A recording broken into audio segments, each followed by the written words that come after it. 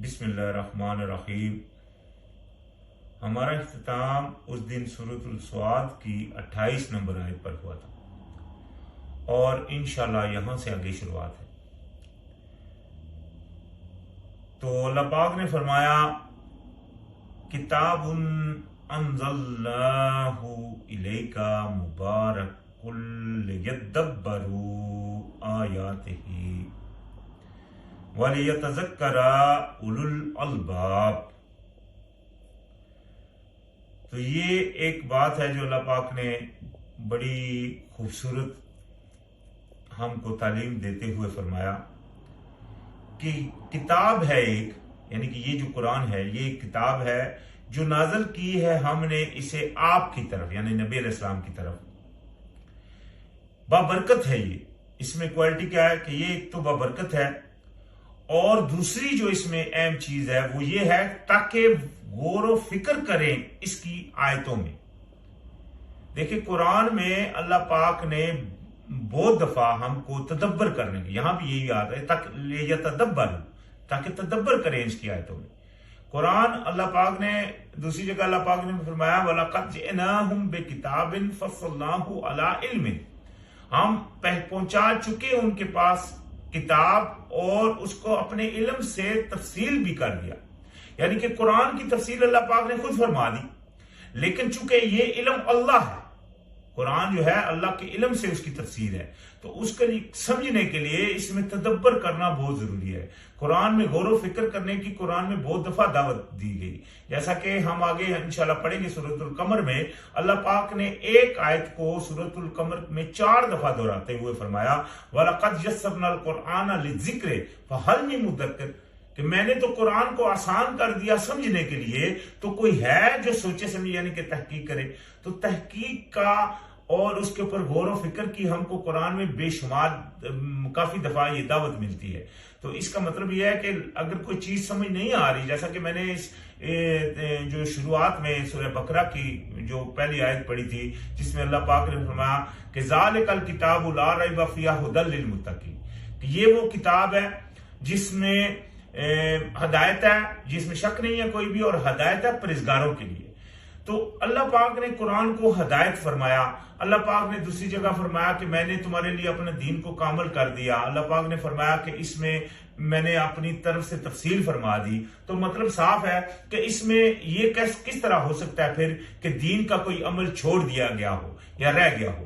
ऐसी कोई बात नहीं है। सिर्फ यह है कि उसको तदब्बर करने की हमको दावत दी गई ताकि हम उसमें गौर व फिक्र करें, और उसमें अल्लाह अगर हमको इल्म देगा तो उसमें अल्लाह पाक ने हर चीज का हाल इसमें रख दिया है। यानी कि जिस तरह नमाज का, अगर आप कोई कहे कि जिस तरह अक्सर लोग कहते हैं कि नमाज की रकातों का कुरान में जिक्र नहीं, वुजू का जिक्र नहीं, तो ये ऐसी बात, ये बिल्कुल बात गलत है। ऐसी कोई बात नहीं है, हर चीज मौजूद है, लेकिन तदब्बर की हमको दावत दी गई है। तो यही यहां भी अल्लाह पाक ने फरमाया ताकि नसीहत पकड़े इसमें, ताकि तदब्बर करे इसकी आयतों में, गौर व फिक्र करे इसकी आयतों में, और ताकि नसीहत पकड़े उलुल अलबाब, यानी कि जो अकल रखने वाले हैं, जो अलबाब हैं, वो इसमें से नसीहत को अखज करे।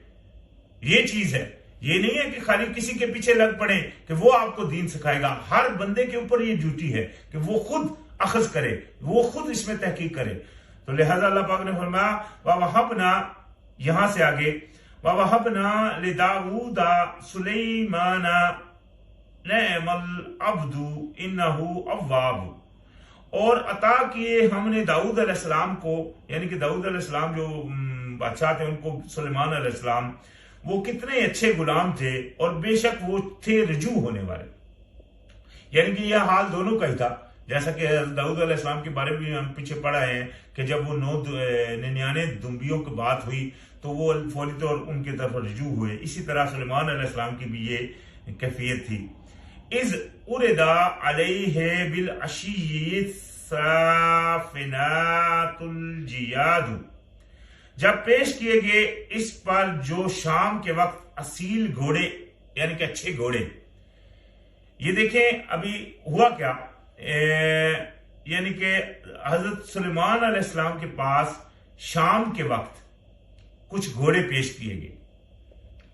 तो उसके बाद क्या, फकाला इन्नी अहबब्तु हुब्बल खैरा अन जिक्र रब्बी हत्ता तवारत बिल खैजाब। तो उन्होंने कहा, तो उसने कहा कि बेशक महबूब रखा मैंने मोहब्बत को माल की, यानी कि जो माल, ये जो घोड़े उन्होंने बुलवाए वो उस घोड़ों में इतने मशगूल रहे कि हुआ ये कि उनको रब की याद से गफलत हो गई उनकी, और यहां तक कि वो छुप गया पर्दे में, यानी कि जो असर का वक्त है वो खत्म हो गया। तो मतलब जब असर का वक्त खत्म हो जाए तो लाजिम बात है आपका वो जो इबादत का एक वक्त था वो जाया हो गया। अभी ये देखे ना, मैंने जैसा पहले कहा कि कुरान में अल्लाह पाक ने पीछे क्या फरमाया कि तदब्बर करो, गौर करो कुरान में। आजकल हमारे यहाँ एक बात बड़ी मतलब जो पाई जाती है जिसको बोलते हैं नमाज कजा। वो बोलते हैं नमाज की कजा होती है। मिसाल के तौर के ऊपर अगर आपकी नमाज फजर की जाया हो गई है, आपने नहीं पढ़ी, तो आप कजा कर लें, दिन को उठने के बाद पढ़ लें, ये अकीदा रखा जाता है। हालांकि ये अकीदा कुरान के बिल्कुल बरक्स है। अल्लाह पाक ने फरमाया कुरान में, सूरह हमने निसा में पढ़ कर आए हैं, अल्लाह पाक ने फरमाया कि अल्लाह पाक ने नमाज को फर्ज किया उसके औकात के ऊपर, यानी कि औकात से अलावा वो फर्ज नहीं। तो ये एक वाकया यहाँ कुरान में मिलता है जिसमें उनकी नमाज का वो औकात जाया हो गया। तो उन्होंने फिर क्या किया, यहां ये भी बात क्लियर होती है। तो फरमाया रुद्दूहा अलैया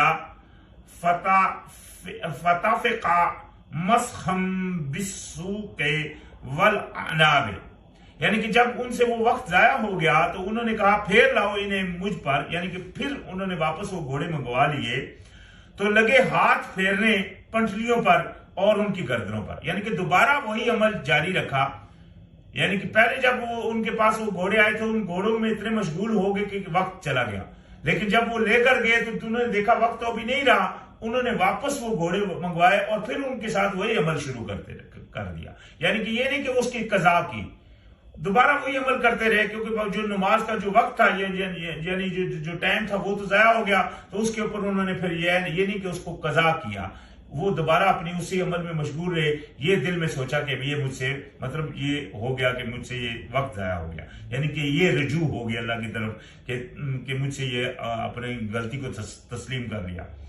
वलक़द फ़त्तन्ना सुलैमान व अलक़ैना अला कुर्सिय्यिही जसदन थुम्मा अनाबा। तो फरमाया अलबत्ता तहकीक आजमाया हमने सुलेमान अलैहिस्सलाम को, डाल दिया हमने उसकी कुर्सी पर एक जिस्म, फिर इसने रुजू किया।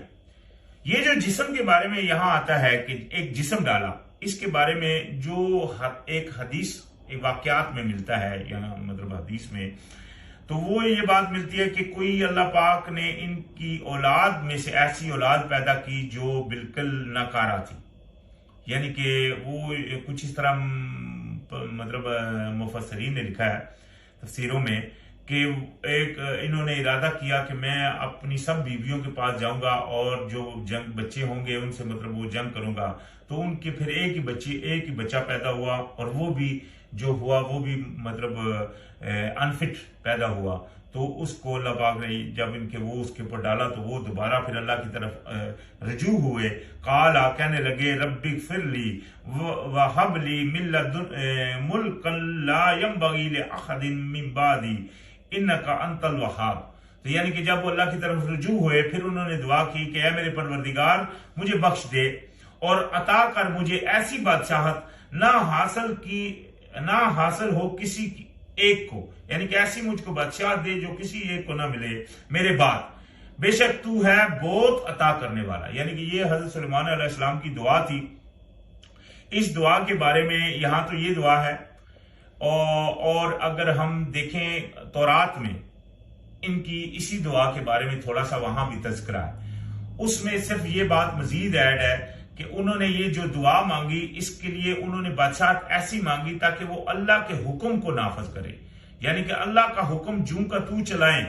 और ये बात अगर हम हज़रत दाऊद अलैहिस्सलाम का जो तौरात में 119 पुरानी में और 100 अपना नई में और पुरानी में 118 नंबर सॉन्ग है, वो इतना बड़ा सॉन्ग, सबसे बड़ा सॉन्ग है वो उसमें, और उसमें वो इतनी मतलब शिद्दत से अल्लाह पाक के कानून के नफाज की बात करते हैं कि रोंगटे खड़े हो जाते हैं। और यही अमल हज़रत सुलेमान अलैहिस्सलाम का था कि जब उन्होंने दुआ की तो वो बादशाह जो उन्होंने मांगी सिर्फ इसलिए मांगी ताकि वो उसमें अल्लाह का कानून नाफज करे।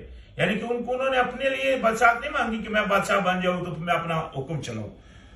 तो खैर ये बात हुई उस वक्त जब यानी कि उन्होंने दुआ मांगी अल्लाह से, अल्लाह के कानून के नफाज के लिए। तो फरमाया वसखरना लहु रीहा तजरी बिअमरिही ज़ुखाअन खैसु असाब।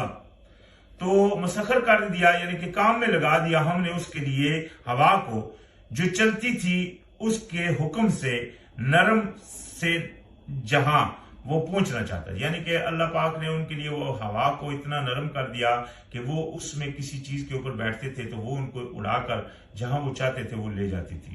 खैर तो फरमाया वशयातीन कुल्ला बन्ना गव्वासिन, यानी कि और सरकश जिनों को भी को हर तरह के मामर और गोताखोर, यानी कि वो इमारतें भी तैयार करते थे और मतलब समुद्रों में भी निकाल लाते थे उनके लिए जो भी चीजें जेवरात वगैरह और अच्छी अच्छी चीजें जो जड़ी जाती थी उनके वो महलों में वगैरह में।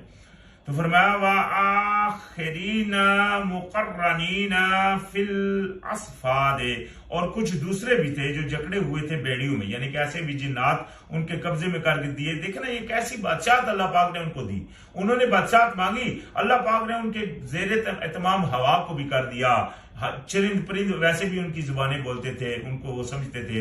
इसी तरह जिन्नात के गिरोह अल्लाह पाक ने उनके कब्जे में कर दिए। तो इतनी बड़ी बादशाहत किसी को आज मिली, आज तक किसी को मिली? आप खुद देख सकते हैं, हिस्ट्री में आप देख लें, सिवाय वो सुलेमान अलैहिस्सलाम की।